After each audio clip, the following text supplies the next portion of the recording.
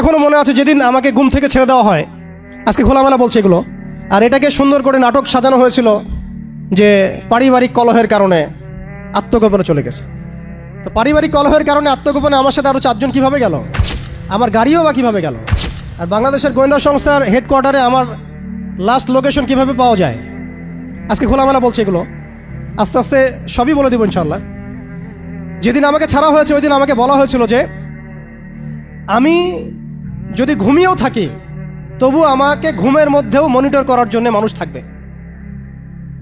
রাস্তাঘাটে যাওয়া তো বহুত দূরের কথা, বয়ান দেওয়া তো বহুত দূরের কথা, মাহফিল করা তো বহুত দূরের কথা, দাওয়াতের কাজ করা বহুত দূরের কথা, মিম্বরে দাঁড়ানো বহুত দূরের কথা। তুমি আমাদের চোখের মধ্যে থাকবা যখন তুমি ঘুমের মধ্যে থাকবা। তো এটা আমরা তখন শিখেছি যে মানুষের প্রাইভেট লাইফ বলতে আর কিছু বাকি রাখে নাই তারা। আপনি ফোন নিয়ে যা করতেছেন এভরিথিং তারা মনিটর করতে পারে, এভরিথিং। কাকে মেসেজ করতেছেন, অনেক ভাই তখন আমার সাথে দেখা করতে আসলে আমরা ইগনোর করতাম তার ভালোর জন্যই, বিকজ সে বিপদে পড়বে আমার সাথে দেখা করতে আসলে।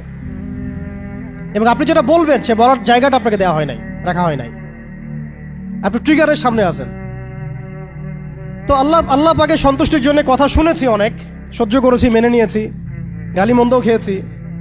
আর এটাকে সুন্দর করে নাটক সাজানো হয়েছিল যে পারিবারিক কলহের কারণে আত্মগোপনে চলে গেছে।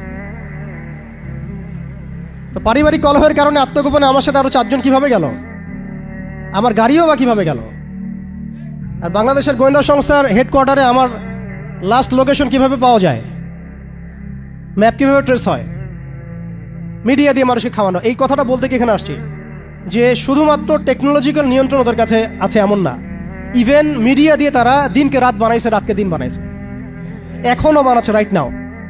এখন আপনারা এই মিডিয়াদেরকে খুব মাথায় তুলতেছেন, এখন কয়দিন আগে তারা ফ্যাসিস্টের পক্ষে ছিল, আজকে মনে করছেন সে আপনার দলে চলে আসছে। তাদের কোনো ধর্ম থাকে না, মিডিয়ার কোনো ধর্ম থাকে না, যেদিকে ফ্লো সেদিকে তারা যাবে। এবং যদি দেখেন আমরা এই গুটি কয়েক মানুষ কালকে বাংলাদেশে শরিয়া কায়েম করে ফেলতে পারি ইনশাআল্লাহ তাআলা, তারা আমাদেরকে বলবে আমরা ফ্রিডম ফাইটার।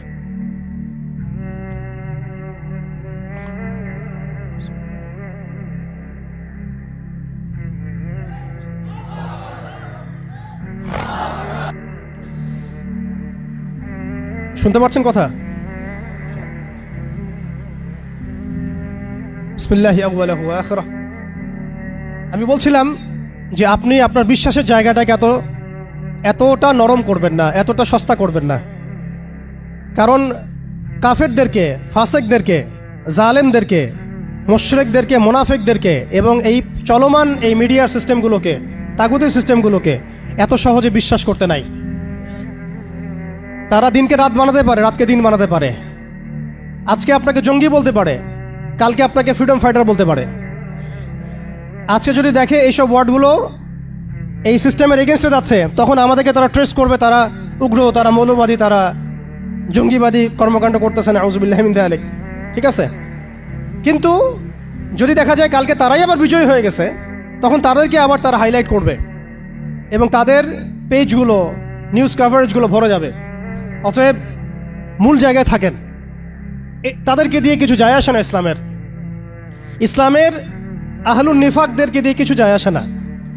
আমি একটা পয়েন্ট টাচ করতে গিয়ে জায়গায় এসেছি যে দেখেন আমাদের ওই উম্মার ওই গৌরবান্বিত সময়টাকে স্মরণ করেন, আমরা কোথায় ছিলাম এবং এখন কোথায় আছি। মাঝখানের এই রাস্তাটাতে ওরা আমাদেরকে কিভাবে ডমিনেট করলো, কোন কোন জায়গায় তারা আমাদেরকে মারলো। তারা কিন্তু আমাদেরকে ভাতে মারলো, অর্থনীতির মধ্যে মারলো, রাজনীতির মধ্যে মারলো, সংস্কৃতির মধ্যে মারলো, তরুণ প্রজন্মের মধ্যে মারলো। তারা আমাদেরকে কিন্তু বেপরদামি দিয়ে মারলো, পর্নোগ্রাফি দিয়ে মারলো, মিডিয়া দিয়ে মারলো, প্রযুক্তি দিয়ে মারলো। প্রযুক্তির কথাটা না বললেই না, সিস্টেম এমনভাবে তারা আপডেটেড করেছে যে একটা জায়গায় সামরিক অভিযানের প্রয়োজন নাই তাদের। এখন এআই টেকনোলজি দিয়ে তারা ঘরে বসে কিবোর্ডের ক্লিকের মধ্য দিয়ে আমাকে এখানে শ্যুট করতে পারে এখন, রাইট নাও। আমরা কিছু করতে পারবো না এবং আমাদের কোনো প্রতিরক্ষা ব্যবস্থা নাই। আপনি কোথায় বসে আছেন ওইখানে আপনাকে শ্যুট করা সম্ভব। প্রযুক্তি এমন জায়গায় নিয়ে গেছে তারা। আপনি মুসলিম কান্ট্রিগুলোর অবস্থা দেখেন।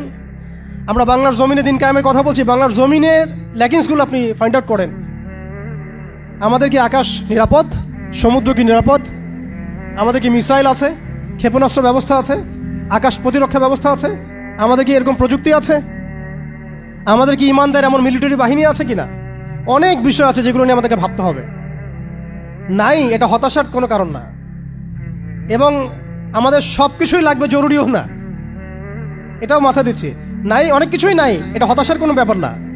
এবং অনেক কিছু যে নাই, এটা আমাদের ভীরুতারও কোনো সুযোগ এখানে রাখার দরকার নাই। নাই, ঠিক আছে, যতটা সম্ভব আমরা অর্জন করার চেষ্টা করবো ইনশাল্লাহ। কিন্তু যদি নাও হয় 100%, তবুও আমাদের ভয় পাওয়ার কোনো কারণ নাই। কারণ আমাদের সাহায্য আসবে আল্লাহর পক্ষ থেকে। আমাদের সাহায্য আসবে আল্লাহর পক্ষ থেকে ইনশাআল্লাহ।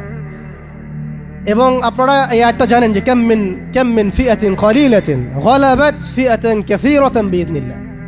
কত ক্ষুদ্র ক্ষুদ্র দল এই পৃথিবী থেকে চলে গেছে, যারা বড় বড় দলের উপর বিজয় লাভ করেছিল আল্লাহর সাহায্য নিয়ে। অতএব এটা আমি বলছি যাতে আমরা একটা যুগের সাথে তাল মেলাতে পারি, অন্ততপক্ষে কিছু প্রস্তুতি আমাদের থাকা তো দরকার। ব্যাপারটা তো এমন নয় যে আমরা গেলাম, জায়নামাজে দাঁড়ালাম, দোয়া করলাম, যুদ্ধে জয়লাভ করলাম। এভাবে কিন্তু যুদ্ধ জয় হয় নাই। আপনারা বদরের যুদ্ধের ইতিহাস যদি পড়েন, দেখবেন নবী সাল্লাল্লাহু আলাইহি ওয়াসাল্লাম আগের রাত্রে গিয়েছেন, বৃষ্টি হয়েছে, জায়গা দখল করা হয়েছে, আমরা কূপ দখল করেছি যাতে পানি আমাদের কাছে থাকে, সৈন্য বিন্যাস করা হয়েছে, যতটা ট্যাকটিক নেওয়ার প্রয়োজন সব আমরা নিয়েছি। তারপরে দোয়া, সুবহানাল্লাহ, দোয়া হতে হতে হতে হতে কাঁধ থেকে চাদর পড়ে যাচ্ছে। আবু বকর রাদিয়াল্লাহু আনহু এসে বলছেন যে ইয়া রাসূলুল্লাহ, যথেষ্ট হয়েছে, আপনি থামেন, আল্লাহ আপনার সাথে আছেন, আল্লাহ আপনার দোয়া ফেলবেন না ইনশাআল্লাহ। এরপরে দেখলেন 313 নিয়ে আমরা ওদেরকে হারালাম। সব কিছুর প্রয়োজন আছে। তো আমাদের অবস্থাটা এখন এমন একটা জায়গায় আছে যে ওই খিলাফা যাওয়ার পর থেকে উম্মাহ আজকে এই জায়গায় চলে আসছে। এটা একদিনে হয় নাই, 100 বছর লাগছে।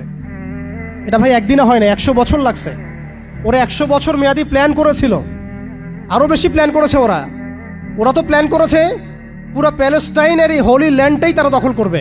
এটা ওদের প্ল্যান, এটা আমরা জানি। প্ল্যান এইটা, ইরাকের ইউফ্রেটিস নদী থেকে একেবারে মিশরের নীলনদ পর্যন্ত ওরা দখল করতে চায়। ওরা শুধু গাজা চায় না, ওরা পুরো হোলি ল্যান্ডটাই চায়। এবং এই জায়গা থেকে তারা মসিহুদ দাজ্জালের শাসন কায়েম করতে চায়। দাজ্জাল কি আসলে? সে তো একটা ব্যক্তি হবে, কিন্তু দেখেন ওর সিস্টেম কিন্তু অলরেডি ডেভেলপ করে ফেলছে। সে কি প্রত্যেকটা জায়গায় পায়ে হেঁটে হেঁটে গিয়ে শাসন করবে? আপনাদের তাই মনে হয়? সে প্রত্যেকটা জায়গায় তার এজেন্টদেরকে বসাবে, এটাই বাস্তব। উমর রাদিয়াল্লাহু আনহু মদিনা থেকে পুরো বিশ্ব শাসন করেছেন। তিনি কি প্রত্যেকটা জায়গায় পায়ে হেঁটে হেঁটে গিয়েছেন? এটা কি পসিবল? ইসলামের প্রতিনিধি ছিল, সাহাবায়ে কেরাম বিভিন্ন জায়গায় ছিলেন তার পক্ষ থেকে। মসিহুদ দাজ্জাল অনেকটা সেম কাজ করতে পারে। দেখুন, খেয়াল করে সে তার অনুসারীদেরকে সব জায়গায় বসিয়ে দিয়েছে, সবাই তার ভাষায় কথা বলছে। বিবিসি, CNN, তারা যে ভাষাগুলো চয়ন করে সেই ভাষায় আমাদের রিপোর্ট করা হয়। ওরা যে মিডিয়াগুলো, FBI, ওরা যে রিপোর্টগুলো প্রদান করে, ওই রিপোর্টের আলোকে আমাদের এখানে প্রশাসনিক বাহিনী কাজ করে। তারা যেভাবে ফাংশন করে সেইভাবে কাজ করা হয়। পুরো বিশ্বটা যেন একটা সিস্টেমের মধ্যে নিয়ে আসা হয়েছে। এটাই হচ্ছে একটা দাজ্জালীয় ওয়ার্ল্ড অর্ডার। এই ওয়ার্ল্ড অর্ডারটাই তারা ফাংশন করেছিল আমাদের খেলাফতটাকে অ্যাবলিশ করার পরে। এই কারণে আমাদের এখানে প্রশ্ন উঠতেছে যে উম্মার পুনর্গঠন কেন দরকার, কিভাবে সম্ভব? আগে আমাদেরকে বুঝতে হবে যে কোন জায়গায় আমরা চলে আসছি, কোন জায়গা থেকে। এখন কি আমাদের ঈর্ষা হচ্ছে না যে আমরা কোন জায়গায় ছিলাম? এখন কি আমাদের খারাপ লাগছে না যে আমরা আসলে কোন জায়গায় ছিলাম, আজকে কোন জায়গায় আছি? আমরা কি বুঝতে পারছি আমরা কোন জায়গায় আসছি? আর স্মরণ করেন সেই সময় কথা, যখন একটা মুসলিম যুবতীর উপর চোখ তুলে তাকানোর অধিকার কারো ছিল না, এই ক্ষমতা কারো ছিল না। চোখ তুলে ফেলতাম একেবারে আমরা। ঘরের ভিতরে যদি বাহির থেকে কেউ তাকাতো অন্যায়ভাবে, চোখ উপড়ায় ফেলতাম আমরা। একটা মুসলিম রমণীর সম্ভ্রমহানি করা হয়েছিল এই সাবকন্টিনেন্টে, এই সিন্ধুতে, মনে আছে আপনাদের? তার সম্ভ্রমের জন্যে, তার সম্ভ্রম বাঁচানোর জন্যে পুরা মুহাম্মদ বিন কাসিমের জাইশ আসছে। আপনি আমি কি চিন্তা করতে পারছি আমরা কোন জায়গায় ছিলাম?